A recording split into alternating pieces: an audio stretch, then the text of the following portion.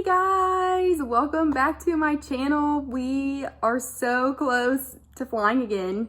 Literally, what, like 2.5 weeks away from May, and I'm gonna be back in the skies. I cannot believe it. And today actually kind of made it all real because today is the first day where we bid for our schedules for May.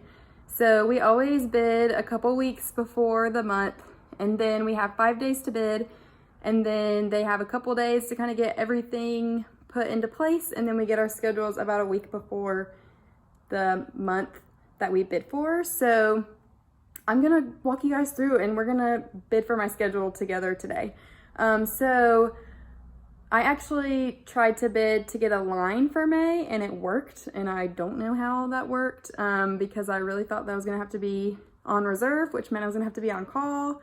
But I tried to switch it up because my family vacation is in July. And so I wanted to have a line month for that so that I could get that week off no matter what, because I can always rearrange trips or drop them or whatever.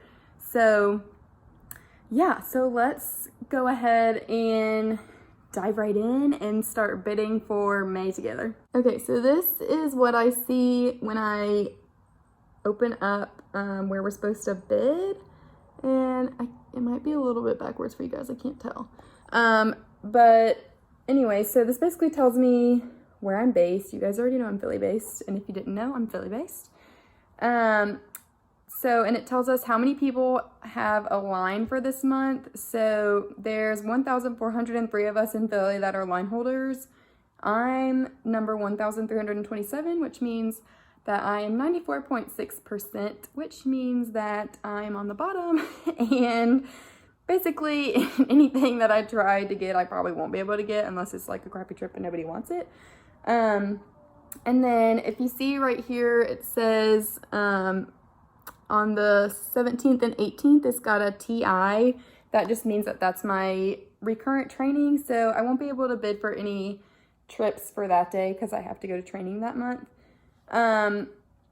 So yeah, let's dive right on into this. I honestly don't really know if I remember how to bid, which is another reason why I was like, let's do this video. It might be fun and it might jog my memory to talk about it out loud. So let's get started. Okay, so that took a while for me to look through everything. So I'm just going to show you guys what I put in. This could change by the time it's supposed to be submitted. I may change my mind on some things.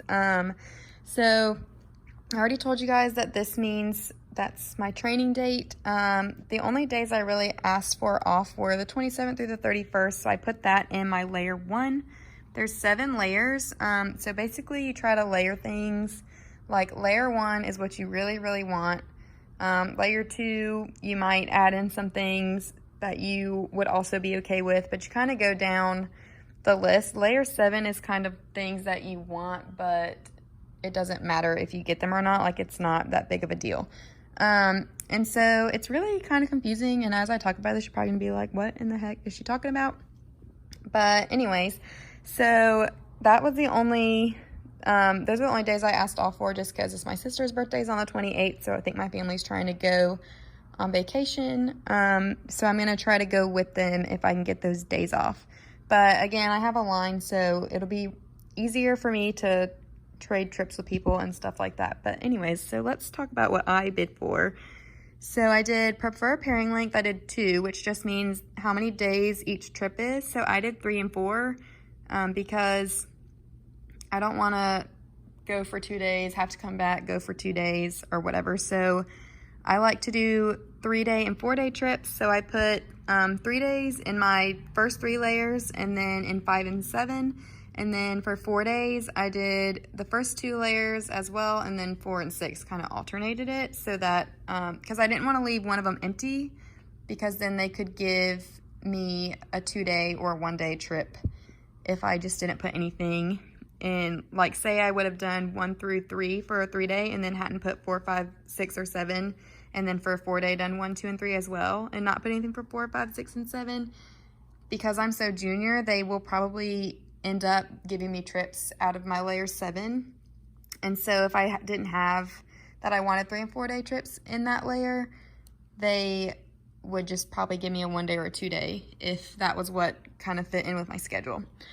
So then I did this minimum average credit per duty. So every day you have a duty day, and basically the higher it is, the more you get paid. So that usually means you're flying longer flights. You're not just doing like quick flights where you're like, I don't know, like an hour flight or whatever.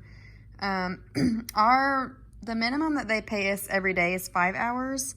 So some people choose to fly like a minimum of 3 hours because they get paid for the 5 hours anyways. But I like to get as much as I can in a day so that I have more days off. So the way I did it was I started with 7:45 because sometimes when you have too much of a duty day, it does get long. So I put my minimum average, which means they can go higher than that, but this is kind of where I want to, this is like a good number for me. So I did for 7 hours and 45 minutes in my layer 1, and then it went down by 15 all the way through 7.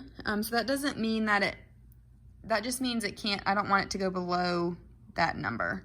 I think the most you could do is, I don't know, 9 or something maybe.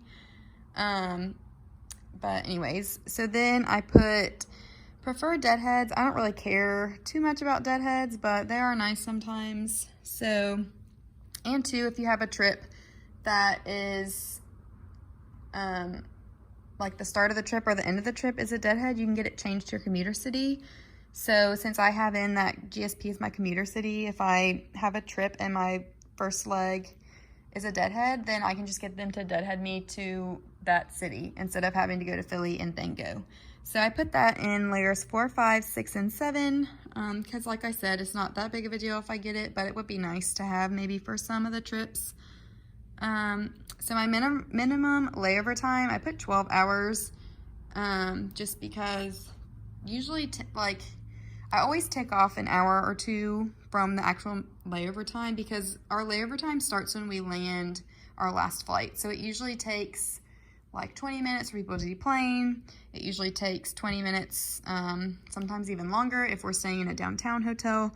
So, and then you have to add in the morning, you have to get up, and our van time is usually like 30 minutes before, or I don't know. So anyways, you usually take away like an hour or two. And so this would give me time to kind of unwind and not feel like I have to go straight to bed as soon as I get to the hotel. Then I did prefer positions order, can't talk. And I did that in all layers because I prefer to be number 1 and number 2 the best because I feel like you actually are doing something. 3 and 4, we call those the princess positions because you really don't, like, you don't have to set up anything on domestic flights. You're just kind of hanging out, and then you do the beverage service, which we haven't brought that back yet, so you really don't do anything right now. Number 1 is the lead, so you're the person that makes all the announcements. You work in first class, and I just personally like that because it gives me something to do, and I usually keep myself busy up there in first class. I'll just go through and ask people multiple times if they want stuff, unless I can tell that they're getting annoyed with me, but it just gives me something to do. You also get paid a little bit extra money if you're the lead flight attendant. You get an extra, I mean, it's not like a whole lot. I think it's an extra $1 or $2 or something like that, or maybe not even that much, I don't know. But anyway, so that's what I did for that. So this kind of was under, I think, the days off tab maybe, but for my I put for that I wanted them to maximize my total days off. So that basically just means I want to have as many days off this month or that month as possible. So I put that in all layers, and then maximize the block of days off. I put that in all layers too. So that basically just means if there's a way that they can give me where I work for 2 weeks and then have 2 weeks off, that would just be better for me because I commute, so I wouldn't have to worry about flying back and forth as much. For minimum days off between work blocks, I put 3, and I just put that in the first 3 layers, which I may change that and add it into like 4 and 5 too, just because if I mean, 2 days really doesn't give me enough time to get home, but since I'm not getting a place this time, I'll have to be coming home. So 3 days just gives me enough time to get back and actually have some time here. So my target credit, oops, where did it go? Oh, so my target credit range, that's just how many hours the month I want to fly. So I put my minimum is 70, which is average pretty much. And then I put my max as 85. I don't really want to go over 85. I like to fly around 75 hours every month. So I put that in 1 through 7. There's some people on here that like to fly 100 and something hours a month. My friend Joey loves to fly a ton. So I don't know how they're doing it right now. I know at the beginning of the coronavirus, they weren't letting people fly over like 75, but I don't know if they've changed that now or what. But I just wanted to keep it under like around that 75 range. I put to maximize my credit, which just means I want to get the most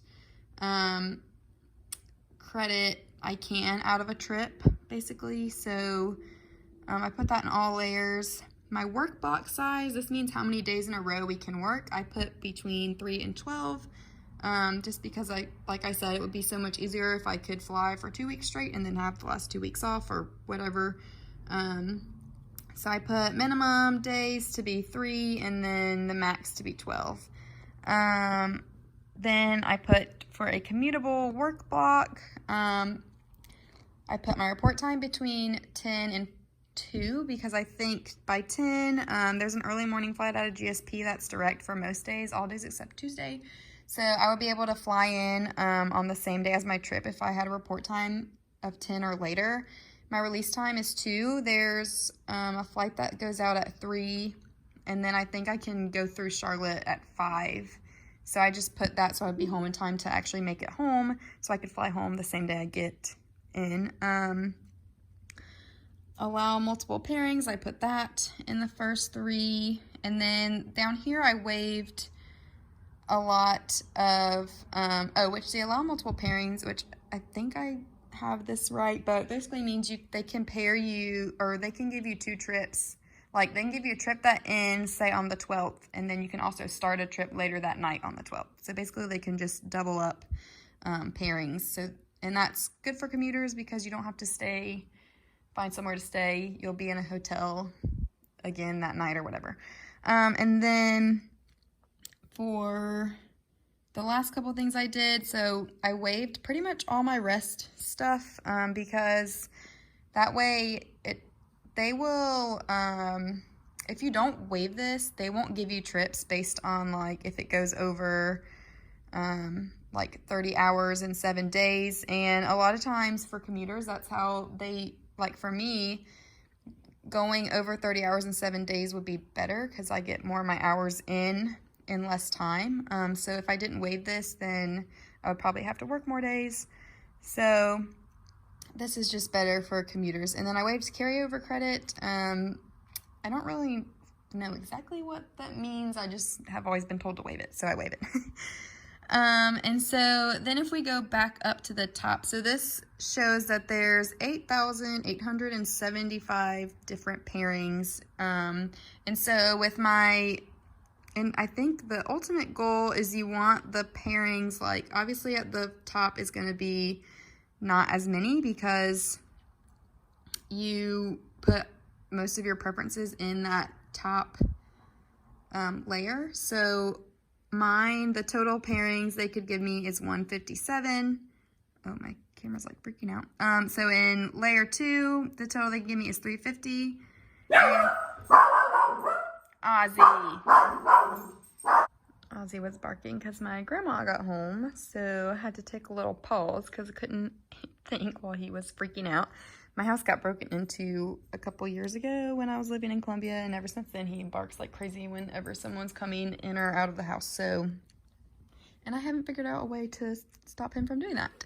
So anyways, as I was saying, so the total pairings will go up as you go through the layers because a lot of your preferences are not in those last layers because you want your priorities to be in that layer 1.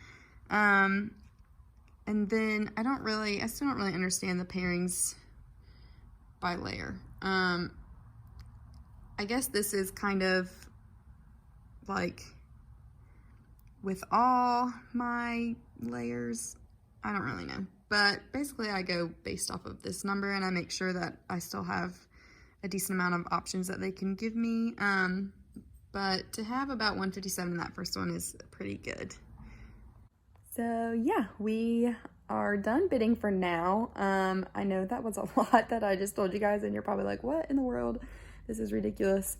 And I may go through and like change a couple things. You can go through and actually look at trips and bid for specific trips that they have if you want to, but that takes a really long time. So I'm just going to put in my basic stuff right now. And then maybe tomorrow, the next day, I'll look at some of the trips that they actually have. You can put in bids for if you want a specific layover city. So like if I wanted to try to get some layovers here at home out of GSP, I could try to do that, even though I did look and Philly doesn't have any GSP layovers this month, or for May, I mean. So I won't be doing that, but there's a couple of different things like that I could go through and do if I really wanted to, but those are my kind of stuff that I always bid for every single month when I have a line. And then if I want to add in a couple extra things like certain trips or whatever, I go in and do that later. So guys, it is getting real. We're going back soon. And I'm starting to get really excited. So I will show you guys whenever we get our actual schedule back, if they gave me anything that I asked for. And we'll see how that goes. I've been wanting to do a uniform video, and I told you guys I was going to do one, and I'm still planning on doing that, but I haven't been to my parents' house to get my uniforms yet, so hopefully I can do that this week and get that video uploaded for you guys soon as well. But that is all I have for today. I know that was kind of confusing and crazy, but now you guys kind of see how we bid for our schedules each month and kind of how we plan, I guess, as much as you can plan for the months ahead. So anyways, that is my video for today. I hope you guys enjoyed. If you have any questions, which I don't, even if it's about this or about anything else, I don't care. You guys ask them down below in the comments section, and I will see you guys in my next video. Bye!